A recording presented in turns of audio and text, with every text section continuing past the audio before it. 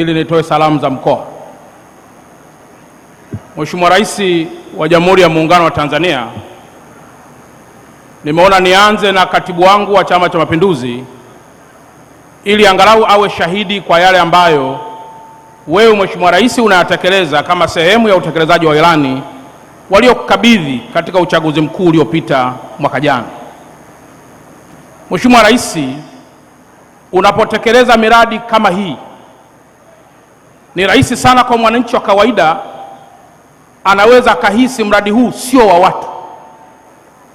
Nikisema mradi huu sio wa watu, ile concept kwa Kiingereza inayoitwa development of the people, for the people, by the people, mtu wa kawaida akiangalia anaweza kadhani mradi huu haumhusu yeye. Lakini Mheshimiwa Rais, wewe umekuwa kama nabii kwa yale ambayo leo yanaendelea huko duniani. Now you can imagine kwamba taifa liwe halina kabisa maghala yanayomilikiwa na serikali. Kitakapotokea cha kutokea means taifa linaweza likaparalyze kwa sababu halina kabisa hata hifadhi ya mafuta. Kwa Mheshimiwa Rais, kwa dhati naomba wananchi tumpigie makofi kwa ndoto hizi ambazo leo zinatimizwa hapa kwetu Dar es Salaam. Mheshimiwa Rais, leo Dar es Salaam tuna maghala 22 tu yanayomilikiwa na watu binafsi na ambayo yanatunza mafuta yenye ujazo wa cubic mita milioni 1,346,627. Ujazo wa lita hizi maana yake Mheshimiwa Rais unaongeza kwenda mpaka kwenye ujazo wa lita karibu milioni 1,600,000. Kwa sababu sisi Dar es Salaam tuna maghala 22, wenzetu Mtwara wanayo karibu 3, wenzetu Tanga wanalo 1, jumla ya tunayo karibu 26 kwa maana ya Tanzania.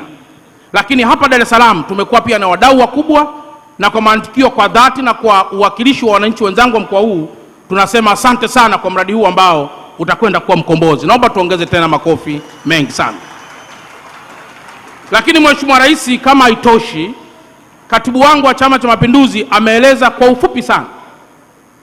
Hapa mwaka jana ulipokuja kwenye ziara ya kuzindua kiwanda kinachoassemble magari aina ya Howo, ulikuja pia ukakagua barabara ambayo inatoka Kibada Mwasonga Kimbiji yenye urefu wa kilomita 41. Mheshimiwa Rais, nayo furaha kuambia kwamba barabara hiyo sasa iko zaidi ya 50% na endelea kukamilika kwa kiwango cha lami.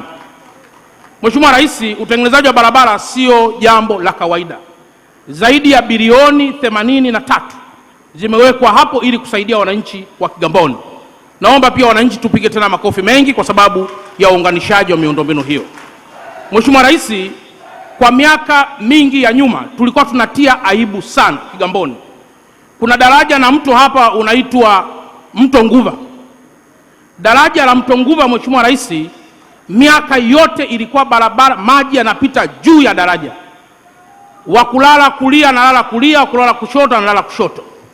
Wakati fulani hata watu walikuwa wakichelewa majumbani kwao wanajitetea kwamba maji yamepita juu ya daraja, ili hali sio kweli.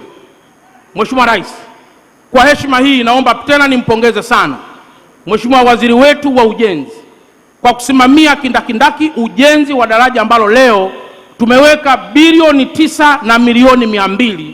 Wewe Mheshimiwa Rais umeziidhinisha fedha hizo. Daraja linajengwa kutoka chini kwenda juu ni mita 8, na kwa mantikio maji hatavuka tena juu hata kama kungekuwa kuna mabadiliko ya tabia nchi kwa namna gani. Naomba tuongeze tena makofi mengi sana kwa Mheshimiwa Rais. Lakini Mheshimiwa Rais, ulipofika kwenye kiwanda cha kuzindua ya magari, walikuomba barabara inayotoka kwenye barabara kuu kwenda kwenye kile kiwanda. Mheshimiwa Rais, naomba nikueleze kwamba leo mkandarasi ameshakabidhiwa site na ujenzi unaanza wa kiwango cha zege na kiwango cha lami. Naomba pia katika hili Mheshimiwa Rais tukuongezee makofi mengi kwa ulezi wa wilaya ya Kigamboni kwa kazi nzuri ambayo umeendelea kuifanya. Sasa Mheshimiwa Rais, mimi niishie tu kwa kusema mwananchi wa kawaida anapoyaona matenki, siasa za huku nje, kwa mtu asiye na elimu nzuri anasema haya sio maendeleo yetu. Lakini ukweli ni kwamba Mheshimiwa Rais, mtu anayetoka Kibada, anayetoka Mwasonga, anayetoka Kidagaa au anayetoka mpaka kule Pemba Mnazi anawezaje kufika stendi ya Magufuli kama gari likiwa lina mafuta? Ambulance ya kumbeba mama mjamzito au mtu yote kawaida kutoka huko Kigamboni ya mbali inawezaje kufika hospitali ya Temeke? Unachokifanya hapa ni kuconnect mkoa wetu ili uwe na hifadhi kubwa ya mafuta kuweza kusevu mahitaji ya ndani na mahitaji ya nje. Leo Dar es Salaam inahudumia nchi mbalimbali ambazo zamani tulikuwa tunaita landlocked countries, lakini leo sio landlocked tena, ni land linked with the other means of transportation, sio landlocked. Lakini sisi leo tunahudumia bandari, tunahudumia Zambia, tunahudumia Malawi, tunahudumia Kongo. Kwa hiyo hiki unachokifanya Mheshimiwa Rais kinaendelea kuutanua mkoa wetu wa Dar es Salaam. Sasa changamoto iliyoibuka Mheshimiwa Rais baada ya kuboresha sana bandari ya Dar es Salaam ni kitu gani? Na ambacho ndio wananchi wengi wanapigia kelele.